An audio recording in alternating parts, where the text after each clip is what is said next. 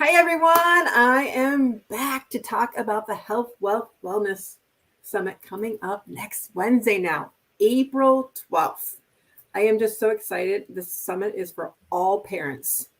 Anyone that wants to get some more information, learn more about different parenting ways, different things, and then also how to take care of yourself. And that's where Jenna and my track comes in, is the track that I'm hosting on track one is the mom empowerment track, where we're speaking to you moms out there because we know how much you give, that we also want to give back. Because we know what it's like. We're all moms. We've been there, and we know it can be lonely, but we want to do this together. And so I love that Jenna's here because she's one of my favorite speakers because she talks so much. She gets us back into nature. And not only does she tell us how to get back into nature, she tells us how to play with nature. And she's going to have so many just good tidbits right now for you, let alone during the summit. So let's jump in, Jenna. Let's talk about nature. I love it. Awesome. So my name's Jenna. My company is Zen is for Nature Play, and I teach parents how to create natural play and learning spaces at home. And a lot of the questions I get are, is it easy? I don't have a lot of time. How do I know what I do? Is my kid even going to like it? So I have a ton of ideas for all the parents out there, and it's perfect time to do this because it's spring, and it's a great time to get everyone outside. So I just wanted to actually start out with one of the major benefits. There's a ton of benefits of nature play and why you would even want to have a natural play space at home. The biggest that I'm focusing on right now is that it contributes to a child's nervous system health, which is huge because our nervous system is a really complex body system that basically it contributes to our ability to thrive in our environments. It helps us breathe and eat and think and move and all of these things that are necessary. And it's so nature play really contributes to that. Michelle, help me out. Give me a question. I'm rambling. Well, I was just thinking about the nervous system right now because I was telling Jenna before we got on here that my morning took a whole huge turn. My 6-year-old throwing one of her tantrums come last night, but then this morning came out so sweetly, so excited and like ready to give hugs. And we had a really nice talk. Actually, I was reading Brene Brown and we went into this whole thing about the marble jars and friendship. And it was a really nice chat till she found out she couldn't do any screen time this morning. Then everything she did last night switched. And I was telling Jenna that I carried her up the stairs and I ended up kicking the door by accident because she was covering my legs as I was carrying her. And I kicked a hole in the door. And then as we were talking to Jenna, I'm like, what I didn't think about was I probably should have just thrown her outside for a little while, let her be a little bit in the cold, and like all of a sudden, it would have shifted her nervous system a little bit. And that really just sparked. I mean, I didn't do that, but I'm thinking next time if she does one of these tantrums, I'm thinking I'm gonna go outside with her. And then let's shift that nervous system a little bit because you just gave me the idea. Like sometimes when they're in that mode, maybe let's just get them into the fresh air rather than let's get her away. But let's get that fresh air going and try to change that nervous system. And so that is my next. Yeah. Goal. Hey, I was going to say, this is what it is about listening to these chats or coming to summit. It's getting these ideas because before I was talking to Jenna, this idea I was like, okay, take her upstairs. I didn't have this idea until right now. So go ahead. Awesome. No, that's beautiful you brought that up because there are a couple things happening. Her nervous system is dysregulated because maybe she's been inside too much. Maybe she's been on a screen too long. Maybe she hasn't had enough to eat that day or the right kinds of food that day. So there's all sorts of things that contribute. Maybe she had a stressful day at school. So there's all sorts of things that contribute to her system dysregulation, which makes her anxious and stressed and not herself. But also your nervous system might have been a little bit disrupted too or dysregulated too. And so it's really hard to parent because oftentimes we're trying to parent with our nervous system out of balance and their nervous system out of balance. And it's just this sort of thing. But when our nervous system is regulated and their nervous system is regulated, it's like this. And the parenting is collaborative. And so what I was trying to get at earlier was there's so many reasons to take your kid outside. The most of which is nervous system health. And so what does that look like when it's at home? What does nature, play, and learning look like it's at home? Can look like all sorts of things, because every family is different, every home life is different, every environment is different. And so, what do you and your kids love to do outside? Are you big into, eating organic or eating fresh food? Maybe you have a small edible garden space.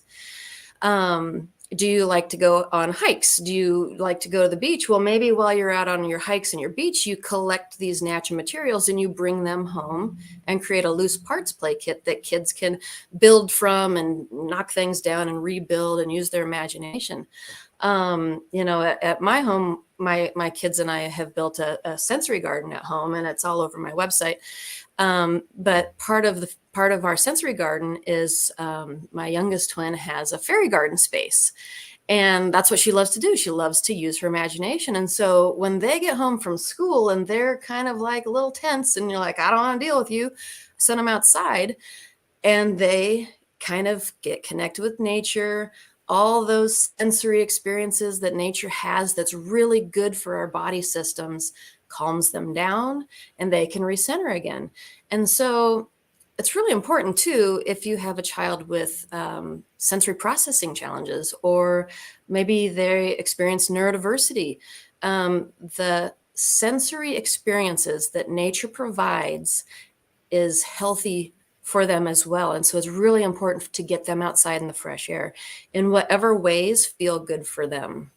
And I could talk all day on that topic. Well, you just made me think about, like how you said with the hikes or the outings. Like my kids always want to collect things, and then we don't necessarily have the tools, the means to do that. So you just gave me again another idea. Like, what if we create a bag or like a mesh bag or something something that's easy to fold that we take with us, so that we can take some of these things back with us that they always want to do. I mean, the shells we collect when we're on the beaches, yep, on vacation and stuff, and they come back and want to do stuff with them. And so creating that area. And then the memories are like, well, we did this when we were collecting these things, and kind of like reinforcing all the things that you guys are doing together. And so I just love that idea of actually like setting up the intention and with your kids, like, okay, we're going on this also to collect stuff, to have this area at home. Mm-hmm. and we can talk about the memories more, playing together and doing these things and creating that environment for them. Yep, absolutely. And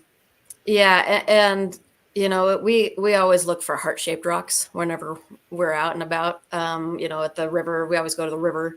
And so the kids are always on the lookout for something they can, a little tidbit they can bring home to add to their garden space and to play with later. And like you say, they make that connection between this rock that they're holding in their hand and that special time they had out in nature with you.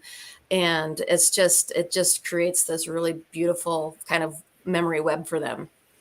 And you really cannot put a value on those times where you're with your family, you're out in nature. It helps create healthy childhoods, but it helps create healthy adults, future adults, in so many different ways. And the biggest point right there is that there's connection being made, connection with you, connection with nature, connection with themselves. And, with yourself. In this time right now, connection is the biggest thing we all need. We need connection with our kids. And so let's go outside and have fun. Let's put work away. Let's put the phone down and pay attention to them. Well, I love how you said connection, because I think that is key. I'm all about the genuine connection. When you're talking about genuine, you're talking about that you're actually enjoying that connection together. You're not just like, this is something I have to do. And nature really allows for that space, like that you're having fun together, that you're being creative and using your imagination, because we definitely have more fun when we're using our imagination. Yeah. And approach it with fun.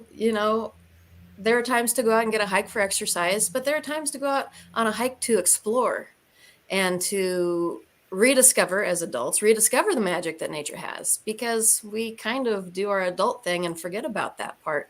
But it's such a huge, it's childhood, right? The magic. Children recognize that immediately. And we have gotten away from that with all these responsibilities we're piling on ourselves and, that sort of thing. So, hey, let that go for a bit and go back outside and have fun and go discover things. Like, how many roly-polies can you all find? How many different butterflies can you see? Whenever the girls and I are out, we're looking for different birds. I mean, we've hawks and we have turkey vultures around here and all sorts of things. And so I make sure the girls are always paying attention to their surroundings. And so, the way our conversation is going here, I love that because, nature play and learning it's a kind of a lifestyle and like an approach on life for me. It's not necessarily, I'm going to create a space at home, check that box off. No, it's really about just, it's a lifestyle. I don't know how else to describe it. And so if you don't have a lot of nature in your life as an adult, and if you don't have a lot of opportunities, there's all sorts of ways and times to just grab little bits of time. And it doesn't have to be dramatic. It doesn't have to be phenomenal and, like Disneyland sort of thing. Just go in your backyard. Go out in your backyard and maybe plant some marigolds or lavender or whatever it is that sounds fun. And even if you don't have a backyard, get a plant and go to the park on your windowsill. Like, right. Like it doesn't have to always be like, I don't have that, so I can't do it. What is an alternate solution I come up? And I think that's what leads us to what the summit's all about, is getting these other ideas. Like, for instance, this morning for me, stuff is going to happen. I can't control what my daughter is going to do, but I can control how I'm going to react to it. And honestly, the whole hole in the door was just more of, I think, my taekwondo and like just trying to get the door open. I wasn't even that angry. Yeah.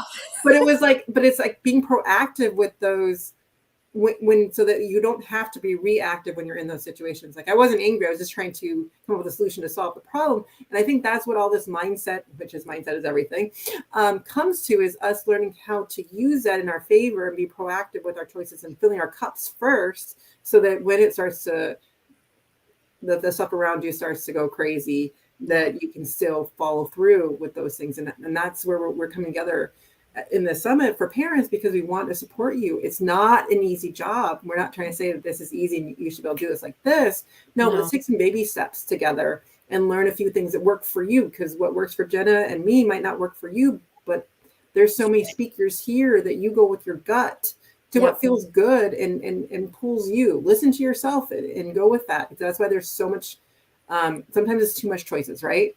And so say you register for the summit, I would say, look at that thing and just mark the ones that speak to you. Just go through the list, and the first one that stick out to you, that's what you go to. Even if it's not our summit, I want you to, this is for you out there to get some ideas. Where are you at? What do you need? That's what you need to be asking as you live. But this whole summit is just to support parents, because we value you so much. And the future is these kids. And let's show them what happy adults look like and model that for them. Yeah. Yeah, so it does start with us. And so on that note, I want to encourage you to register. The links will be down below. You can come watch Jenna. If the nature is speaking to you, come check out her talk. I mean, you can't go wrong. Just get a few ideas and things, and one thing to implement this week. It's not like we have to take these huge steps. We'll start taking small baby steps to what speaks to us. And so I leave you with that today. Any final words from you, Jenna? We'd love to see you there. And as Michelle said, it's your toolbox. Fill it how you want. We're bringing the tools. You pick and choose what sounds great for you. Can't wait to see you guys all there. Bye, everyone.